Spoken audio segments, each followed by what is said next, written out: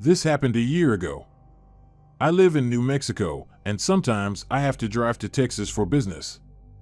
I've always enjoyed driving around the state. There are lots of wide open spaces in between the pockets of civilization that dot the landscape.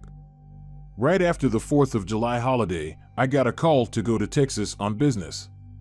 I've made that drive a number of times before, and roughly 2 hours of it is through a very empty stretch of highway that doesn't really have anything out there beyond a tiny little town, complete with a post office, gas station, mom and pop store connected to it, and a few trailers that look abandoned.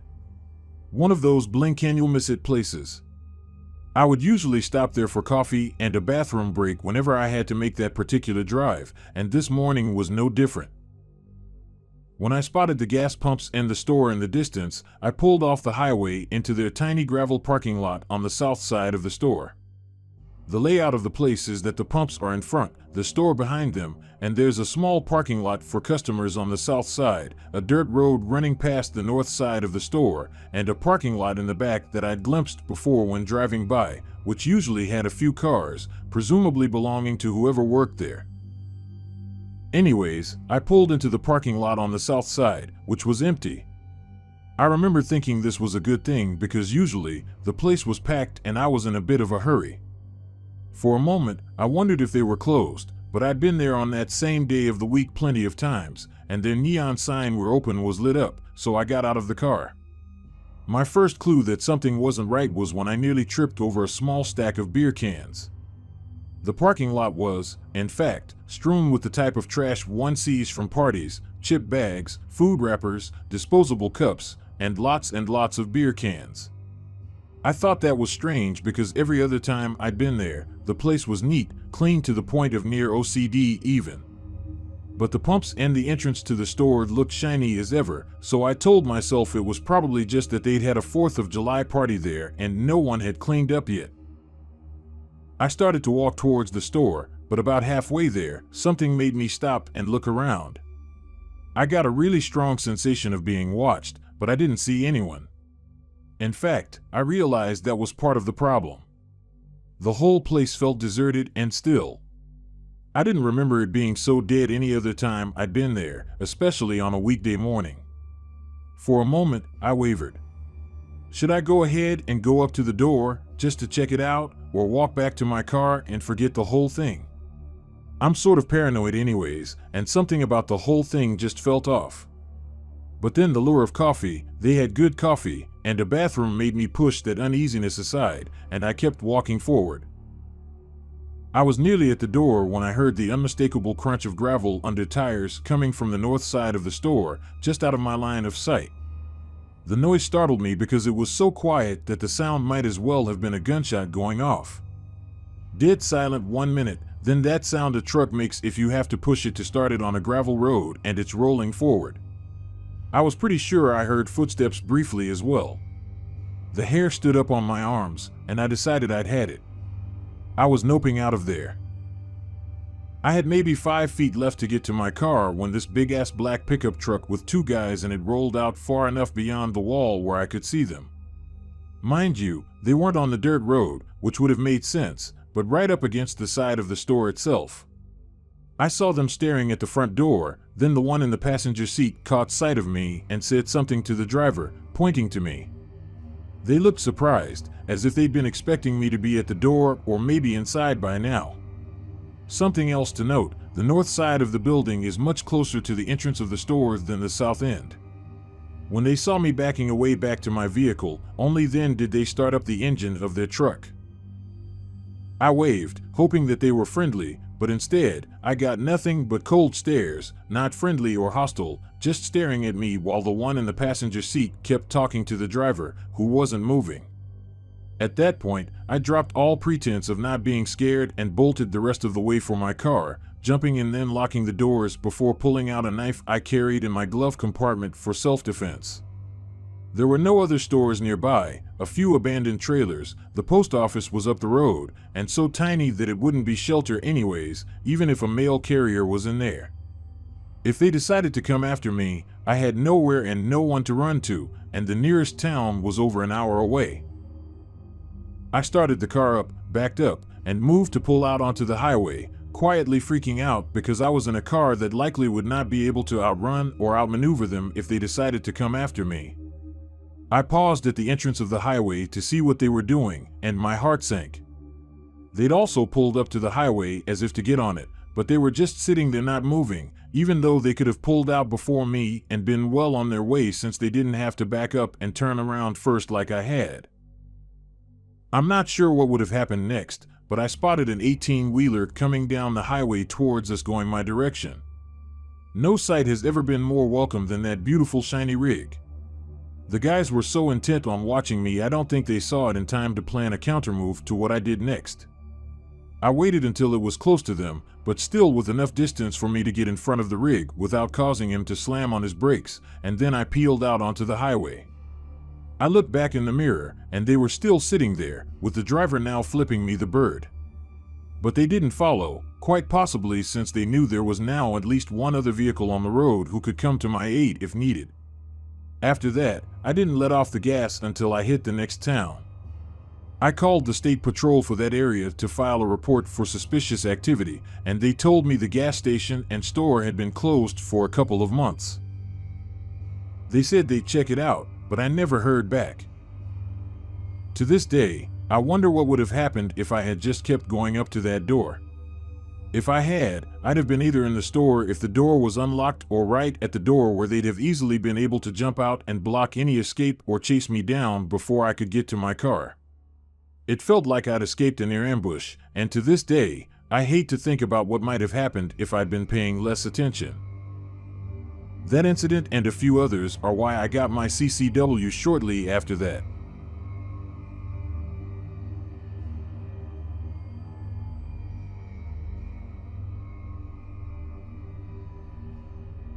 It was the middle of the night, maybe 12 or 1 in the morning, and I had snuck out to get a bag of chips or something from the gas station a few blocks away from my house. It was the middle of December, and it was snowing heavily outside. For the record, I was 14 or 15 at the time. I've always been pretty small, about 5 feet 4 inches height and 115 pounds in weight. I'm female, but I've always had short hair and kind of a boyish face. The gas station was completely empty, besides a woman behind the cash register who I remember had been far too busy filing her nails to pay much attention. I had been picking through some chip bags to find something good when I heard the ding of the door as someone entered the small gas station. I didn't bother to look to see who it was. When I finally found what I was looking for, I turned to start heading towards the refrigerated section for a drink before seeing the person who had just walked through the door. It was a tall, thin man, maybe 6 feet 2, with brown hair, a red trucker hat, and a short, scruffy beard. He looked like he was in his late 30s or early 40s.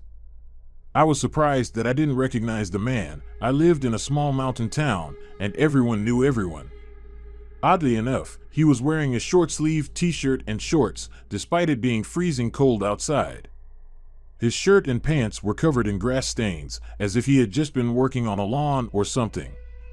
He turned to me and smiled a toothy grin before moving away from the door to the refrigerated area so that I could grab what I needed. I knew I shouldn't have seen anything wrong with this, but something about the grin and the way his eyes looked me over was already kind of a red flag. I've always been a very nervous and paranoid person. I moved in and opened the door, quickly grabbing a drink and backing off. Before I could turn away, I heard the man's raspy voice as he spoke to me. "Hey, you look familiar," the man said. He had a somewhat southern accent, which wasn't that uncommon considering where I lived. "Oh, yeah," I responded, not sure what to say to him. He introduced himself as Thomas before leaning against the door. "Why is a young man like you doing out this late?" he asked. Again, I wasn't sure what to say. I wasn't a boy, for one thing, but I didn't bother to correct him.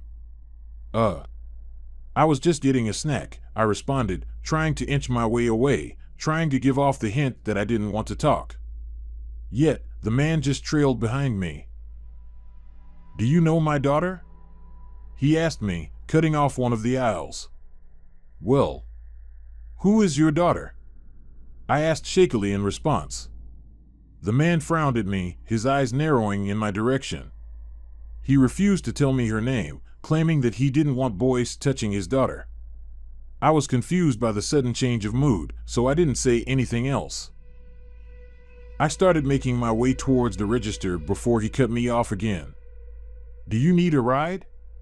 "It's cold out there," he said, getting uncomfortably close. At this point, I could smell the alcohol on Thomas's breath. It made me very uncomfortable. "No, thank you," I said, trying to move around him. He insisted, and yet again, I refused. I moved to try and push past him, bumping into a metal shelf. A can of chips fell off the shelf, hitting the floor. The lady behind the register had looked up from what she was doing, noticing me and the man. "Are you ready to check out?" she asked me, glaring at Thomas. I nodded, and the man moved out of my way.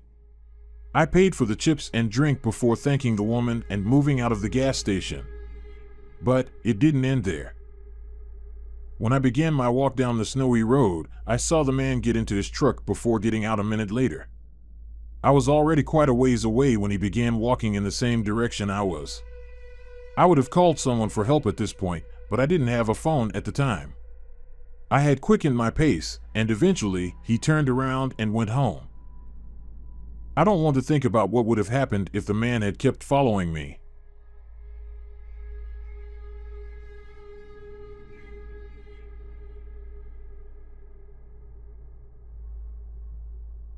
This happened just this past weekend somewhere between Temecula and Rainbow, California, and the whole incident took about 10 minutes. Long story short, driving back home early afternoon from Palm Springs on what would be a 2-hour drive.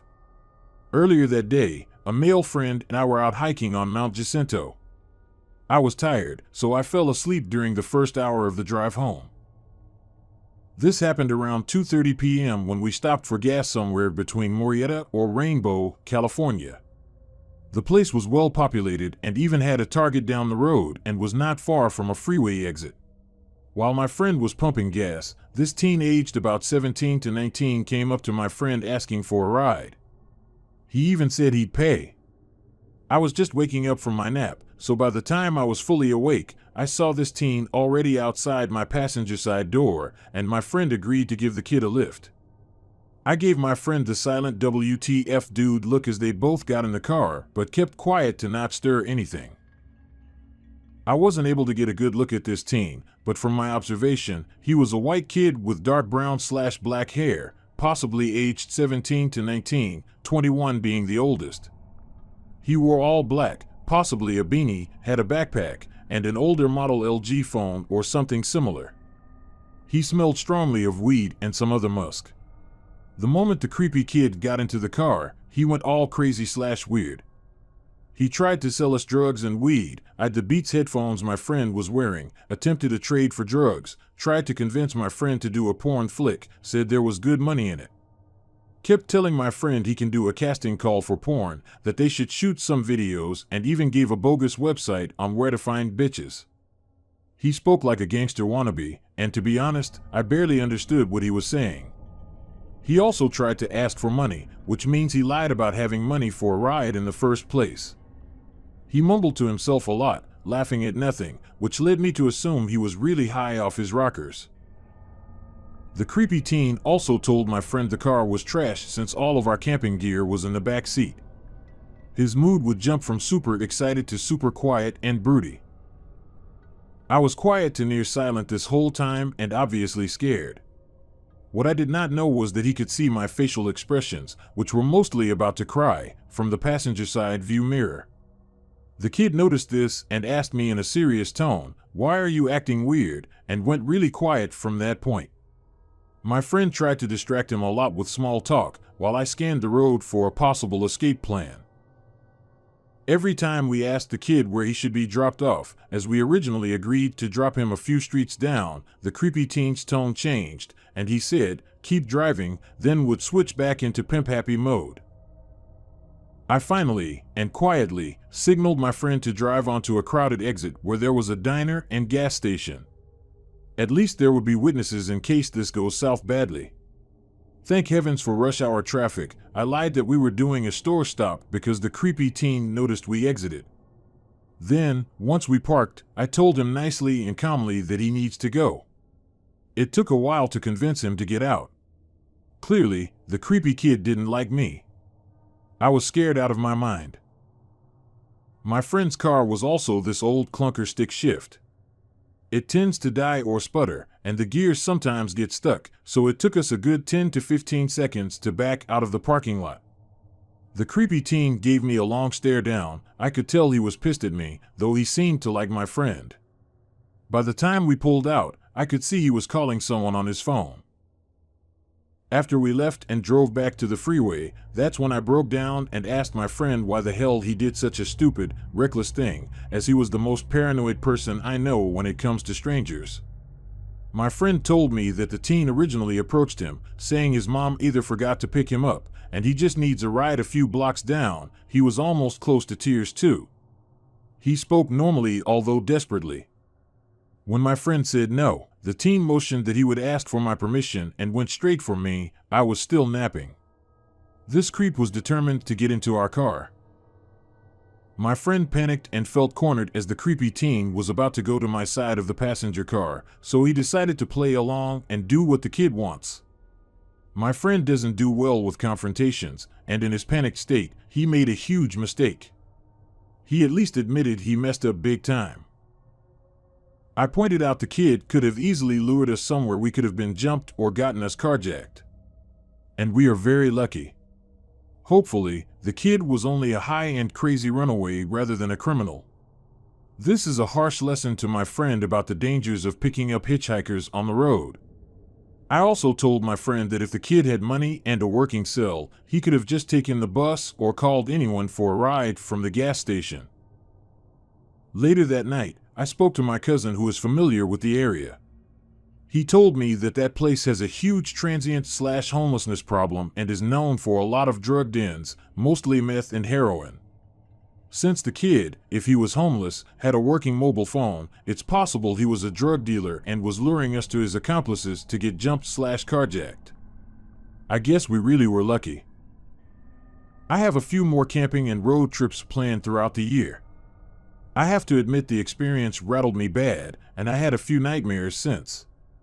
I was a near victim once of a road assault, so this brought back a lot of bad memories.